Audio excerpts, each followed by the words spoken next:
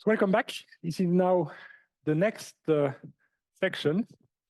So let's look at where we are now on the big data stack after all we've done. So we've looked into storage, encoding, syntax, data models a bit with the white column stores, but now it's going to get serious and validation is also going to get serious.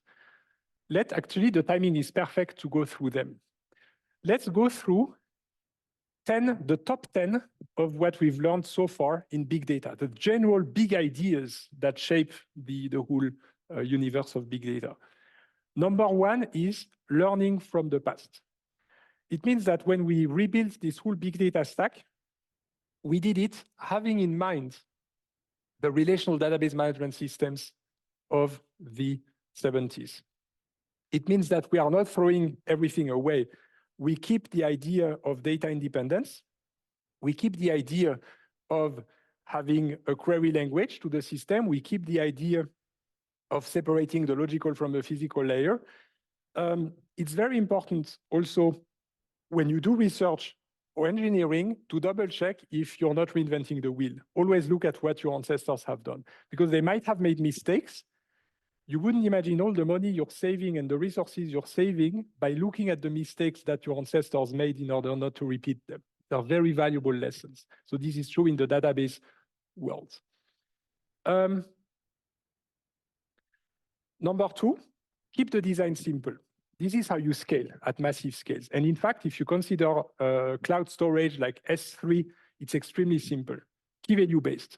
You have a key, a bucket ID plus an object ID, and a value, which is a sequence of bits up to 5 terabytes. It's as simple as it gets, right? HDFS is also quite simple, right? You have a hierarchy of directories and files, and then a file is a sequence of blocks, and that's it. Right? So keeping the design simple is important. In a relational database, it's the same. You have tables that have rows and columns, and that's it, right? So simplicity is really your friend here.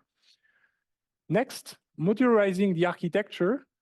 That's extremely important for a computer scientist. Extremely important because otherwise you get overwhelmed. If you try to do a monolithic design, it doesn't work. That's the same idea of when you build a house, you have somebody who comes do the foundations, then you have the masonry, then you have the plumbing, then you have the electricity and so on. It's all modular, a modular architecture.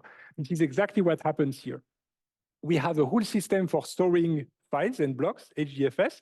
We have a whole system for white column stores and so on and so on. So it's a modular thing that simplifies our life because every layer is designed with an abstraction of the layers that are below and providing a service to the layers that are above. Number four is homogeneity in the large. If you zoom out, then everything is homogeneous. For example, you might have billions of rows in a big table. You can have billions of objects in S3, you can have trillions of blocks and so on and so on, right? So in the large, it's very homogeneous in the architecture, a huge number of objects that nevertheless are actually very heterogeneous and diverse as soon as you zoom in, right? If you look at the individual components, then they might be different. And in fact, this is core to big data, because we'll see that we will no longer have a schema or not always have a schema. So unlike a relational table in which all the rows have to be the same, satisfy the schema, in a document store, we will see that nobody cares anymore. You can have completely different looking documents in the same collection, and that's totally fine. Even in HBase, that's the case. You can store whatever you want in the cells, right? Nobody is going to ask you anything if you don't put exactly the same types in the same column. Right? So heterogeneous in the small, and that's specific to big data. So it's exactly this idea of a huge homogeneous collection of heterogeneous objects. Then the abstraction of the logical model from the physical implementation, I did it every single week since the start of the semester. Every time I introduced you a system, I started with the logical model, plain and simple, and only after that did I show you the physical implementation. To use the system, you don't need to know the physical implementation. It's only that it's interesting to know, but the logical view is enough. And that is paramount in the world of database systems.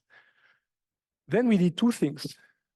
First, we shard the data. That's the benefit of having a very homogeneous collection at a very large scale when you have billions or trillions or quadrillions of blocks or objects, then you just shard. Shard, partition, split, block, chunk, whatever you call them. You just have this partitioning of the data. And that goes hand in hand with replication. Every one of your shards, or blocks, or splits, or partitions, or chunks, gets duplicated and stored multiple times, 3 times, 4 times, 5 times, so we replicate.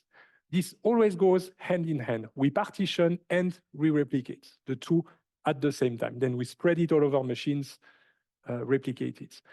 Then we know that all of that runs in top of machines in a data center that is in fact plenty of cheap hardware, a lot of machines, rather than few large machines, right? It's much cheaper to have a lot of small machines like that. And finally, number 10, and that's actually new to this week, the notion of batch processing. How do we manage to have a system that seems to take many updates in real time, but without the slow speed? It's with these LSM trees here, where we batch the writing. It means that instead of writing every single key value to HDFS, we accumulate them in memory, and only when the memory is full, we write in a single batch, a single H file to the disk. This is the idea of batch processing. So in the past weeks, we've done that. And today, well, more exactly in 2 weeks after the Easter break, we are going to continue on data models. And then we'll build on top of XML, JSON, and so on. And I'll bring you into the beautiful world of data frames. Yes, the same as Pandas data frames. And we will see that data frames are, in fact, valid collections of JSON objects. But that I keep as a cliffhanger. So thank you very much, everybody. You know that next week is the Easter break, so there will be nobody here. I'm taking vacations. You should also take vacations, by the way, to rest a little bit. And I'll see you again then in 2 weeks from now for the continuation of this right there. Thank you very much. Enjoy the exercises and see you in 2 weeks.